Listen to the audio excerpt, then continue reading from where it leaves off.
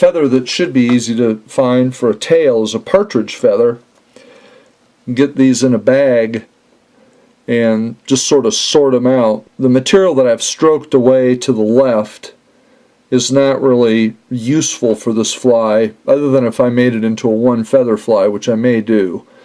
And then I like to pull out just the very tip, what will break out, and then stroke about half of these fibers back like so, and the tips that remain here, I'm going to just turn them over, will be our tail. We're going to measure the tail from the front of the eye to the point of the hook, and then we move that spot back to where our thread is and just tie it in. Now I'm using rusty thread here, 6/0 thread. Once I tie this in, somewhere about where we had our little knot, or about the halfway point, we're going to just clip this off. Then I have some black brassy wire. Brassy is the diameter of the wire, and I'm going to build this body out of a wider thread. So I make a couple wraps up here to start that process, and this thread is called 210 denier rusty brown. We could use an olive or some other color. Now we want a thin taper at the back, and we want this to taper forward. So there's one wrap back, but I didn't go all the way to where I was. Here's a second wrap back, just to the point of the hook and forward. I think that's pretty good for a small nymph like this. That should do. Then I'm going to just move the floss forward. You can see it builds bulk quickly, and I'm going to restart just my rusty 6/0 Danville over it. Clip those out as I did before, and that's a pretty quick process all in all. And I reverse wrap the wire so it doesn't interfere with my tail, and make even wraps through this body. When I'm at the halfway point, then I make adjacent wraps. In this case, I'm going to move those forward a little bit because it'll add also a little weight to the fly underneath the thorax area.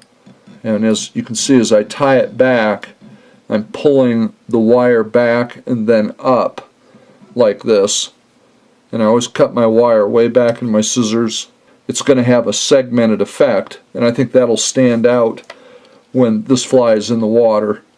Another material that's readily available, we'll use it for our wing case on this. I like having wing cases on my mayflies, is a turkey feather.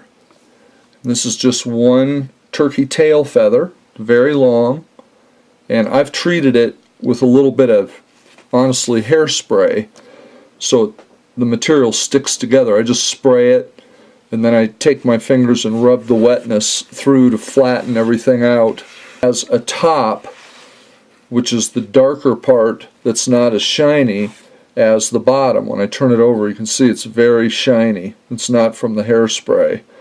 It's because the feathers are naturally shiny on the part that's against the skin of the bird, and darker and duller when it's away from their skin. So I have this piece of feather that I've trimmed out, and we can see the shiny side here and the dark side here. This is where I clipped it away from the skin, and that is wider than it is near the tip that was away from the stem. So I'm going to turn it over so that my narrow part is forward and the shiny side is towards me, and just clip a little bit off. Then I lay this down and hold it with my thumbnail like this, turn it a little bit, and you can see it's angled towards me so that when I make a wrap of thread, it rolls it around and to the top. And then what I do is pull back on the turkey and lift up, and we want to go so that we'll have a smooth transition from our abdomen into the thorax. Now I may have gone back a little too far. Again, well, so I'll undo it, thinking that I might have. Was I in the right spot right there? That looks a little bit better. And we just want a smooth transition. Now in this case, we could use peacock, which is readily available, and we will use it on some flies, or we could use a piece of ostrich herl. Now the ostrich herl has a V. The herl comes off of the stem at an angle on each side. And down the middle of this feather is its stem, which leans forward.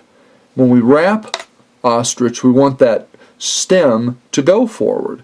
So we'll tie this in by the cut part that I've arranged there, move our thread forward to cover up our material that we use for the wing case, the turkey, and then when we pull this up, the stem should go to the front when we begin to wind it. And you see that it has. The herl is back, the stem is forward. This is also true of peacock, but most of the time we get peacock herl in strands that are strung together. Now it's slipped down the little thread ramp there, but still the fly will be okay. And I'm just going to tie that off at the back of the eye of the hook, and then I wrap back 1, 2, 3, 4, 5, 6 wraps to define where the head is on this.